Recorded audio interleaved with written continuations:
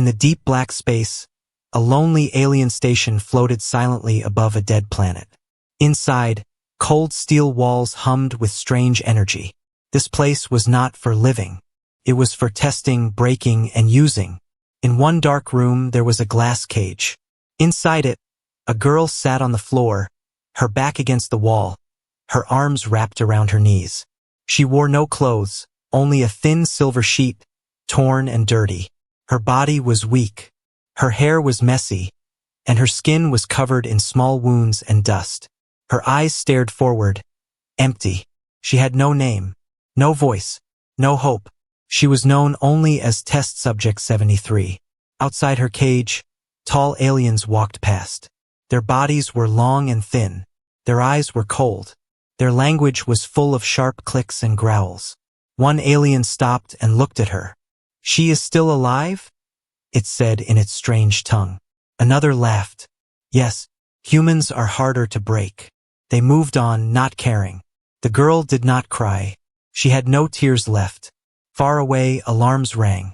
A new prisoner was arriving. A transport ship docked with the station. Guards dragged a man through the halls. He was human, tall, strong, with short brown hair and fire in his eyes. His face was bruised. His clothes were torn. But he walked with pride. His name was Daniel Cross, a soldier captured in the last space war. He was thrown into a metal cell just across from the girl's cage. The door closed. Silence returned. Hours passed. Then a sound. Soft. A small voice. "Human." Daniel looked up. He thought he imagined it. But then he heard it again. "You're human." He stood and walked toward the edge of his cell. Across from him, in the cage, the girl was looking at him. Her voice was dry, like she hadn't spoken in years. Her lips shook. Daniel's face changed. He walked closer to the wall that separated them. You're human?" he asked. She nodded, barely. He was silent for a moment. Then he stepped even closer. "What's your name?" he asked gently. The girl blinked. "I don't know." Her hands clutched the sheet around her. She looked away. "I used to know, maybe. They took it. They took everything." Daniel felt something heavy in his chest. "How long have you been here?" he asked. She shook her head slowly. "Time doesn't exist here," she said. "Only pain." He looked around the room. Cameras. Guards. No way out. But then he saw something strange.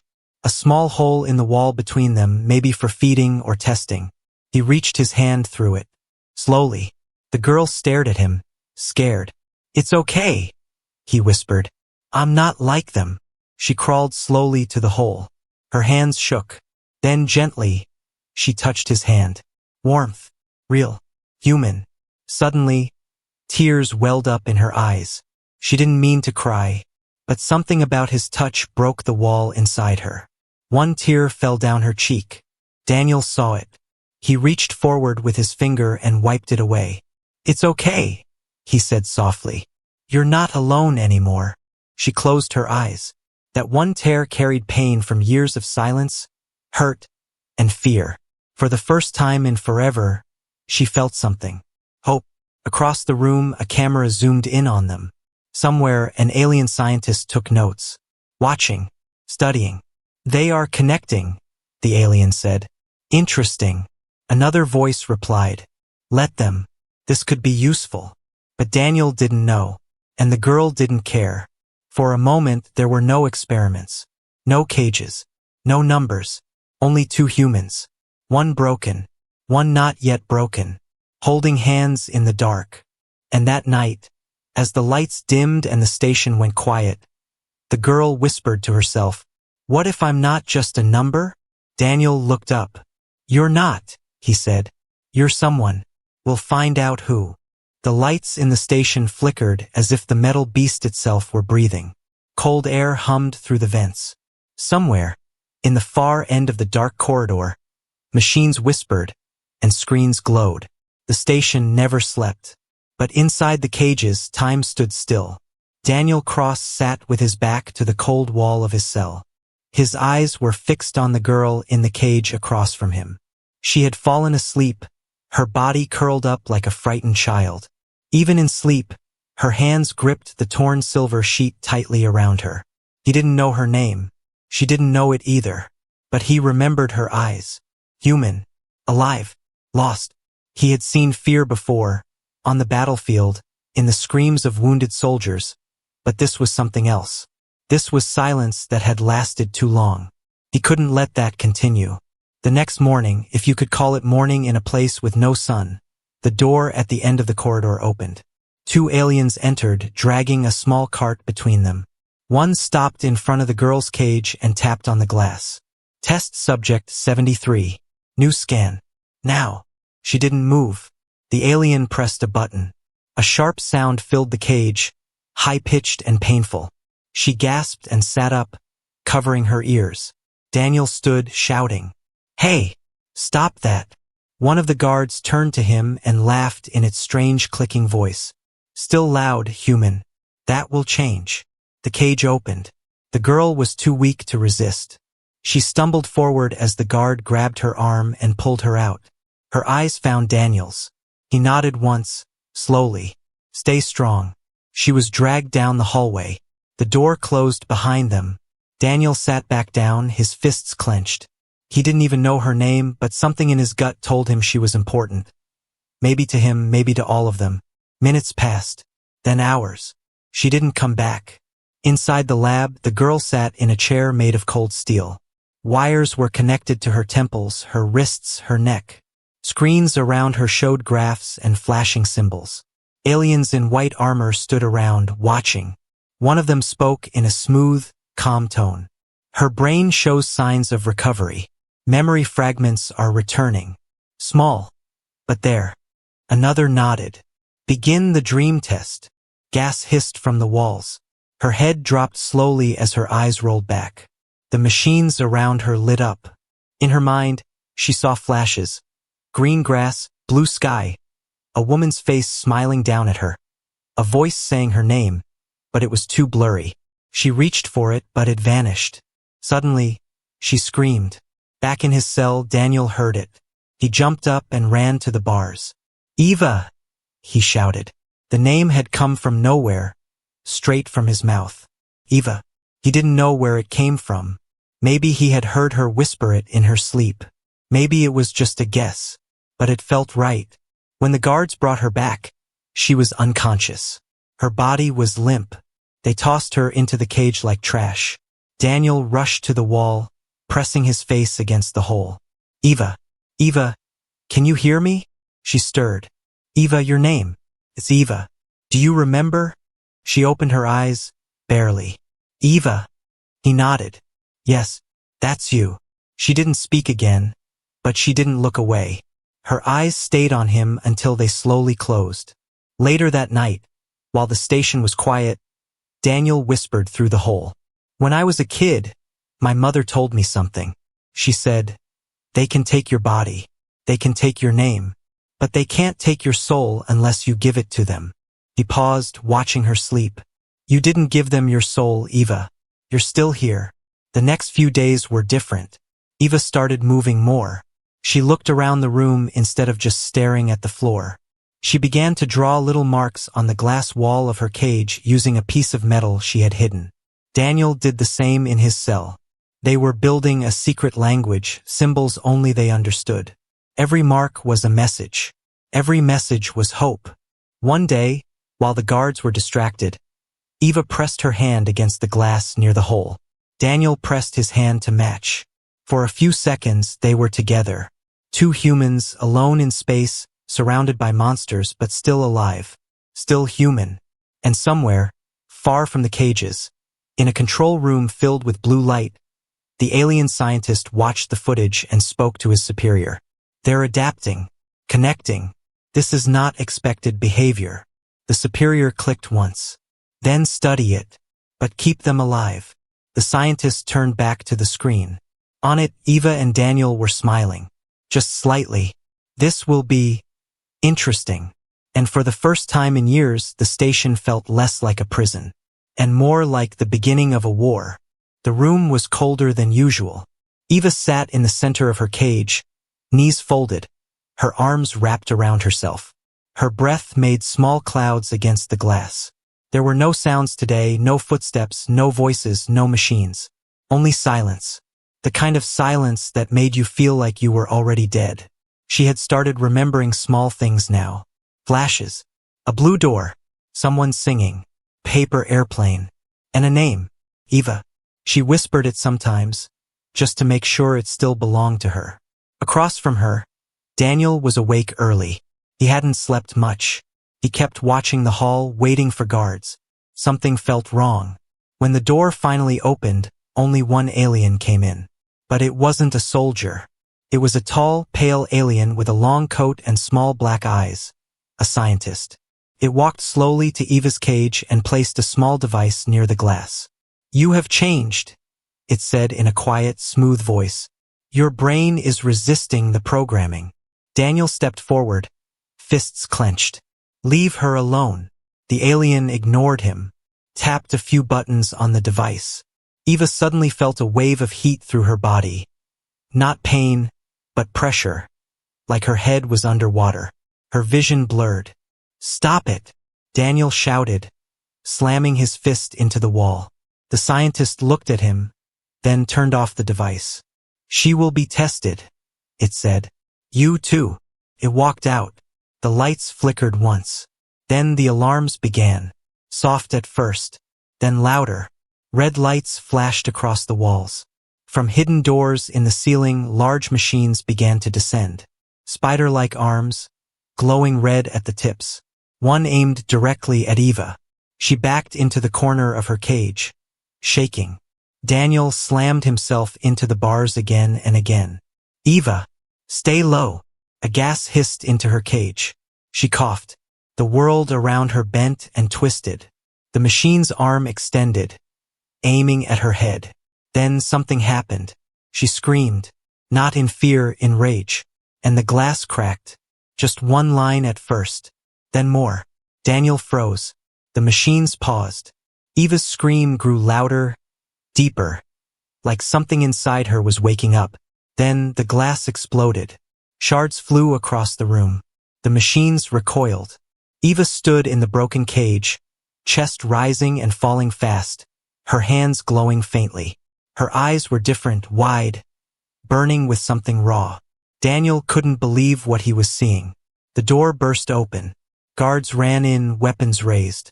Eva didn't move. She just looked at Daniel and whispered, "Run."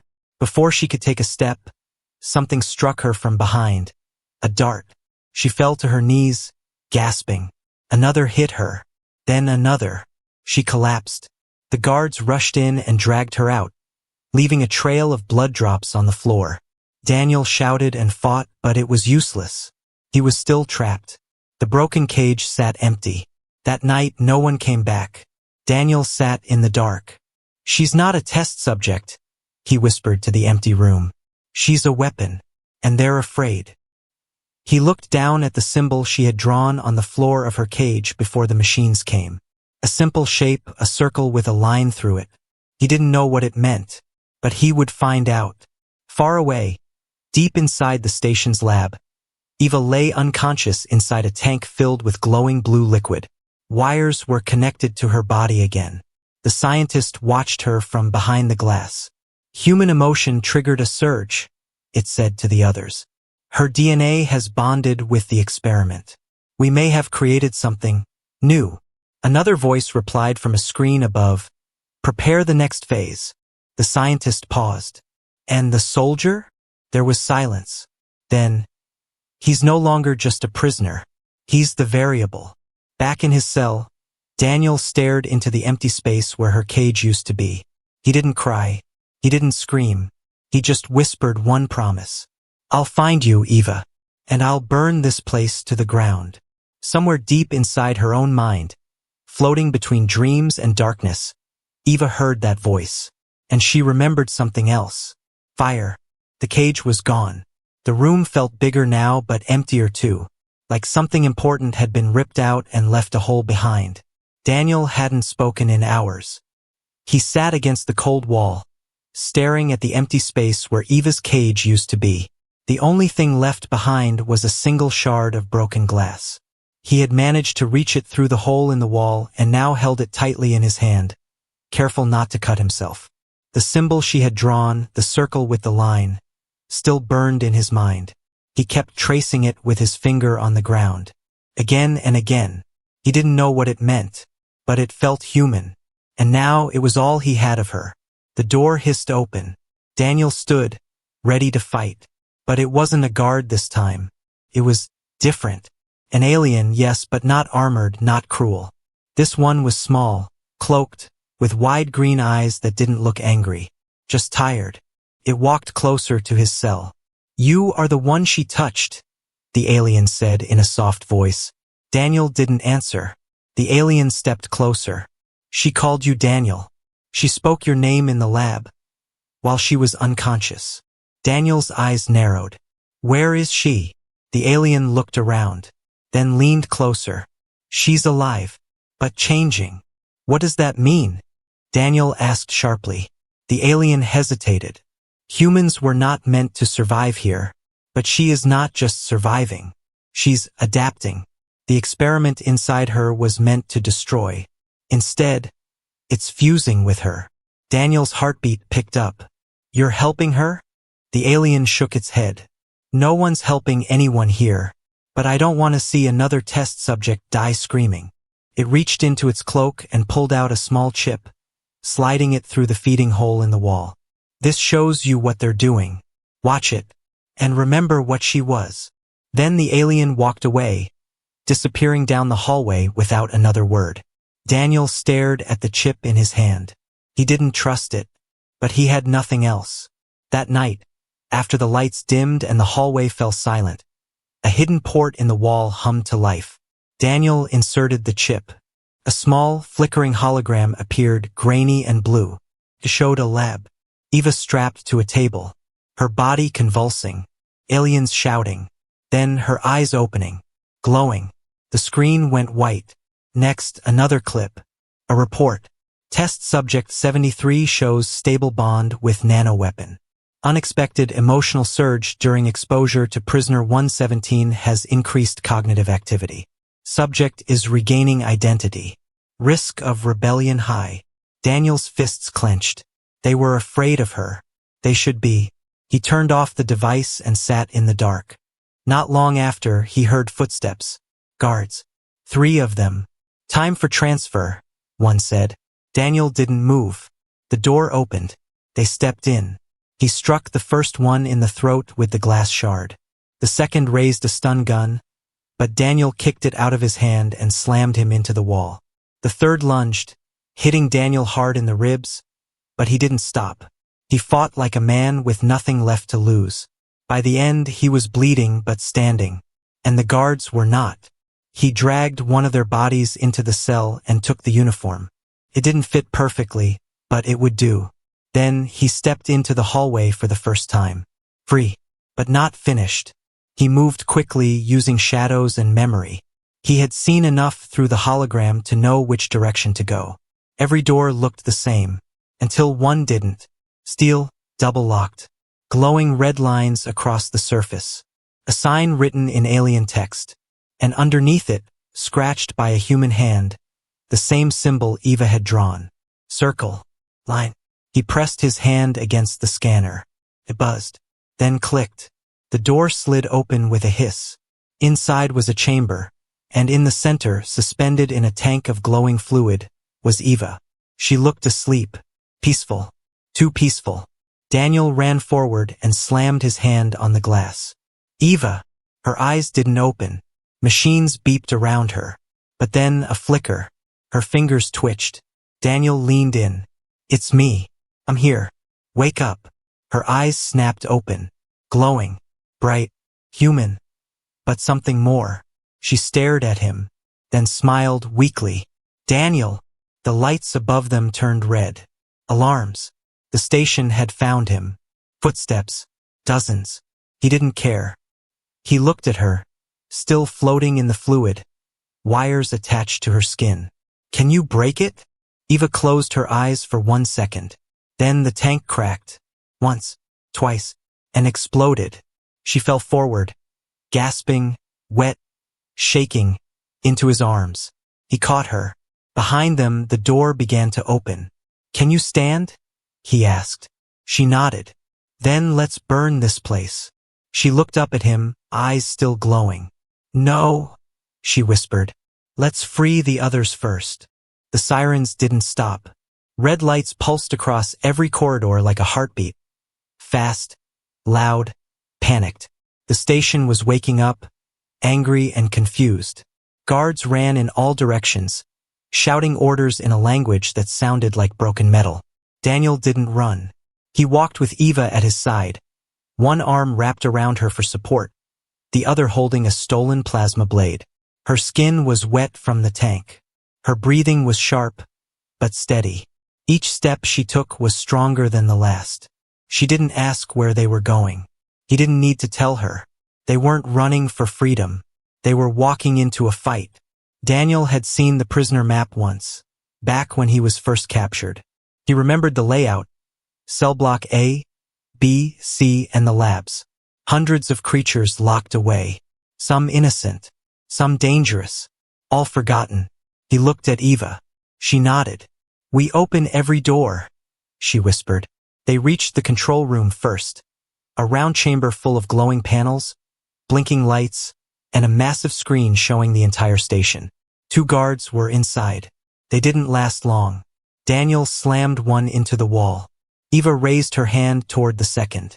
The screen behind him exploded. The lights dimmed. Her powers weren't fully in control yet, but they were enough.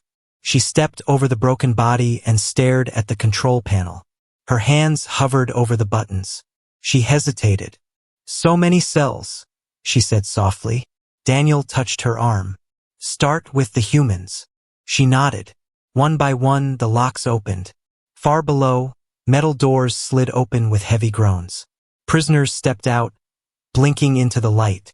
Some were humans, tired, hungry, broken. Some were alien species Daniel didn't recognize. But none of them moved with fear, because this time someone had come back for them. A few floors below, a human boy no older than 16 looked up and smiled. "They did it," he whispered. "Someone finally did it." Back in the control room, Eva pulled her hand away from the panel. "They'll try to stop us now." "They already are," Daniel said, looking at the main screen. Dozens of red dots were closing in. Security teams, fully armed. But the prisoners were moving too. One group had picked up weapons from fallen guards. Another had already started sabotaging the power lines. The rebellion was spreading like fire. "We head for the hangar," Daniel said. "We get out and take as many with us as we can." Eva looked at him, her face pale but her eyes steady. "If we leave now, the lab will survive." Daniel paused. "You want to finish it?" She nodded once. "They stole names, lives, memories. They think they can do it again. To more." He didn't argue. He couldn't. "Then we split," he said. "You take the lab. I take the hangar. We meet at the extraction bay." "No," she said. "We do it together." He almost smiled. "All right." They moved fast now. Corridors blurred past. They passed prisoners helping one another walk. Some had been tortured. Some were children. But none were weak anymore. Eva whispered to one little girl, "Go. Follow the red arrows. There's a ship waiting." The girl nodded and ran. They reached the lab wing. It was worse than Daniel remembered. Rows of tanks. Some filled with bodies that no longer breathed. Others with half-formed creatures that never had a chance to be anything. One tank still glowed. Inside was a boy, maybe 10, unconscious, his eyes twitching behind closed lids. Machines beeped around him.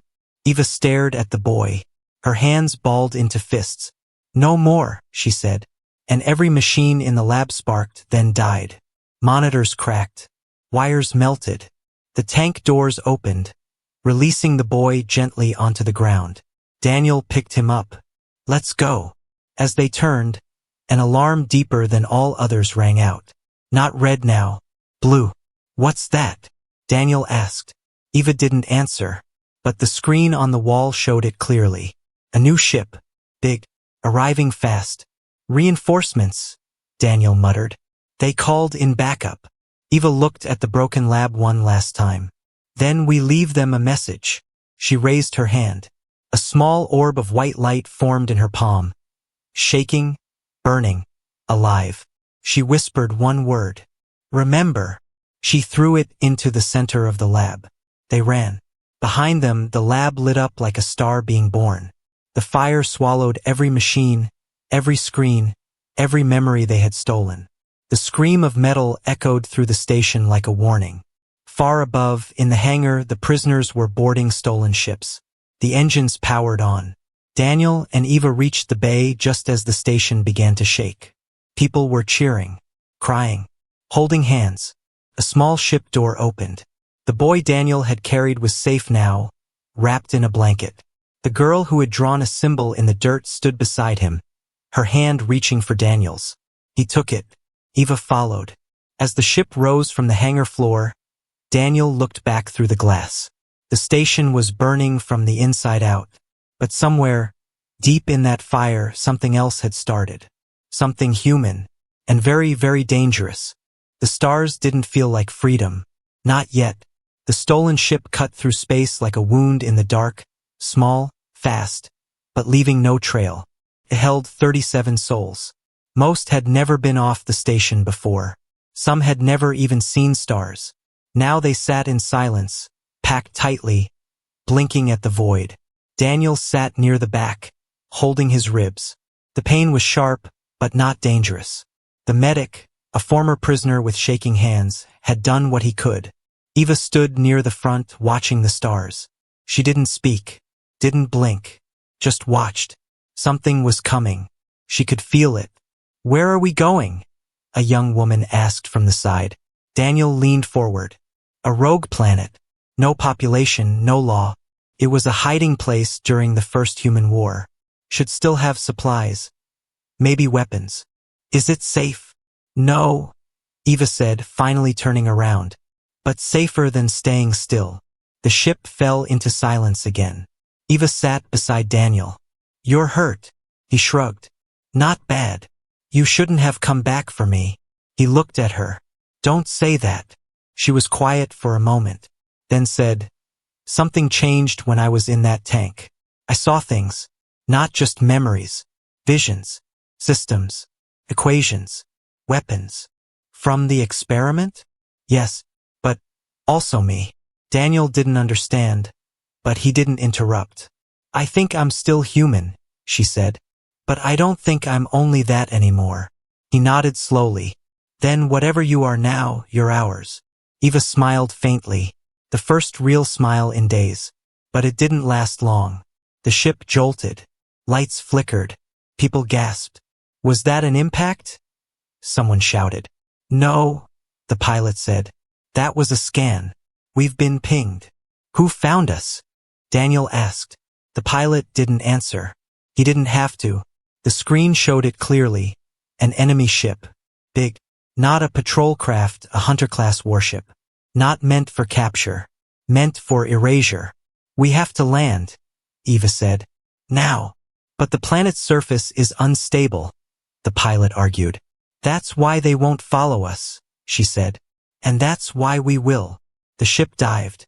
Rogue Planet 9 Theta loomed below, red and cracked like dry blood. Its atmosphere was thin. Its storms moved like beasts across the surface. They broke through the clouds just in time to see the sun vanish behind a black ridge. The landing was rough. Metal screamed. One wing tore off. But they made it. No one died. That night they built a camp in silence. No fires. No light. Just shelter from the wind and warmth from each other's presence. Daniel couldn't sleep. Neither could Eva. She walked to the edge of the ridge, staring into the night. Daniel followed. You hear that? He asked. What? Nothing. Not even wind. Eva nodded. Something's wrong. Back at camp, a child screamed. Daniel and Eva ran back. A man stood at the center of the camp, holding one of the guards' stolen plasma pistols. The others had backed away from him. The gun wasn't aimed at anyone yet, but his eyes were full of panic. Where's the girl? He demanded. The glowing one? Eva stepped forward, calm. What do you want? You, the man said. You're the reason they're chasing us. You're not even human anymore. You're one of their weapons. Daniel stepped between them. Lower the gun. The man shook his head. She's going to bring them here. She's marked. I've seen this before, Daniel said. People afraid of what they don't understand. It's not fear, the man said. It's survival. He pulled the trigger. Nothing happened. Eva raised her hand. The pistol twisted in the man's grip and shattered. He screamed, dropping to the ground. She didn't move toward him. She didn't need to. Daniel looked around. Some of the others weren't sure who to fear more, the man who tried to kill her or her. Eva turned away and walked to the ridge again. She sat down alone. Daniel didn't follow this time. The next morning, the warning came.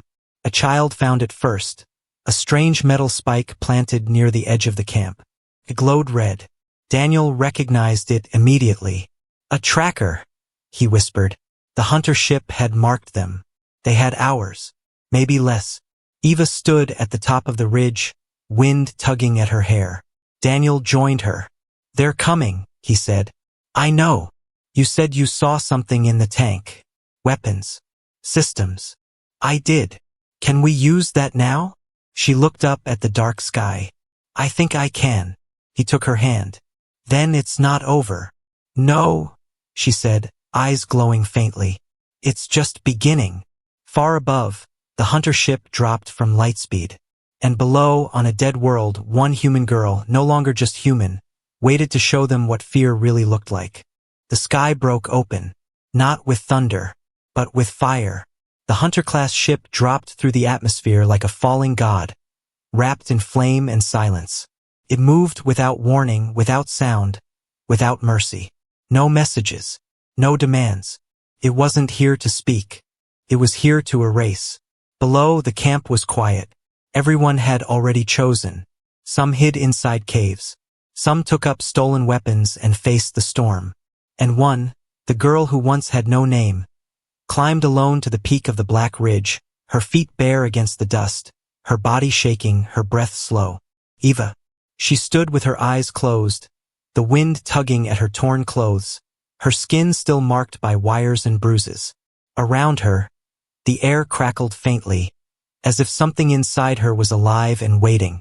Daniel stood behind her. He didn't speak. He didn't need to. He just waited. A shadow passed overhead. The ship had arrived. It hovered above them like a curse. Massive. Silent. Lights along its belly glowed blue, aiming systems. Targeting. Final measures. It didn't land. It didn't need to. A voice spoke across the valley, broadcasted through the wind. Cold. Mechanical. Test subject 73. Your presence is in violation of containment. Submit or be neutralized. Eva didn't move. Daniel stepped forward. You don't have to face this alone. She turned to him. I was alone in that cage for years, she said. But not anymore. She took his hand, just for a moment, then let go. She stepped forward and raised her hand toward the sky. Stop calling me by their number, she said. The voice responded. You are an experiment. You are property of the Ascendant program. She smiled. Then let me show you what your property has become. The wind howled suddenly, but not from nature, from her. Her body lit from within, a white light breaking through her skin like cracks in glass. Her eyes turned pure gold. Her feet rose inches from the ground. The ship responded. Weapons activated. Lines of blue light shot toward her. Eva didn't move. The blast struck a dome of white energy that formed around her like a second skin. The light didn't just block the attack. It absorbed it. And then, she gave it back. One wave of her hand. The sky screamed. The ship shook violently, sparks bursting from its engines. One wing caught fire. The metal turned red, then peeled away as if torn by invisible claws. Inside the ship, alarms screamed. They didn't understand. She was never the weapon. She was the reaction. Down below, the ground cracked around her feet. Rocks lifted into the air. Daniel shielded his eyes, watching the impossible. The prisoners behind him stood up, one by one. They were no longer watching a girl. They were watching something become legend. Eva rose higher. The ship fired again, this time with all it had. Eva let it. The fire hit her, surrounded her, blinded the sky. For a moment, Daniel feared she was gone. But from inside the storm, he heard her voice. Strong, clear. I remember my name. The light exploded outward in every direction. Silence followed. When it cleared, the hunter ship was falling. Burning. Dead. It hit the edge of the ridge and shattered into the valley below, a broken shell of what once was power. Eva drifted back to the ground. She collapsed to her knees. Daniel ran to her, held her up. She looked up at him, her eyes still glowing faintly. I'm tired, she whispered. I know, he said, but it's over. No, she replied. Now it starts. He helped her stand. She turned to the crowd, the freed, the wounded, the forgotten. She wasn't afraid of their eyes anymore. They didn't see a weapon. They saw a leader, a symbol, someone who broke the system that tried to erase her. A small child stepped forward, holding something out. It was a torn patch, a scrap of cloth from the prison uniforms. On it was written in a child's handwriting, EVA. Eva took it, smiled, and tied it around her wrist. Daniel watched her walk forward. The girl who was once a number had become a name, a fire, a signal to the galaxy that humanity had not only survived, it had awakened. And this time it would never be caged again.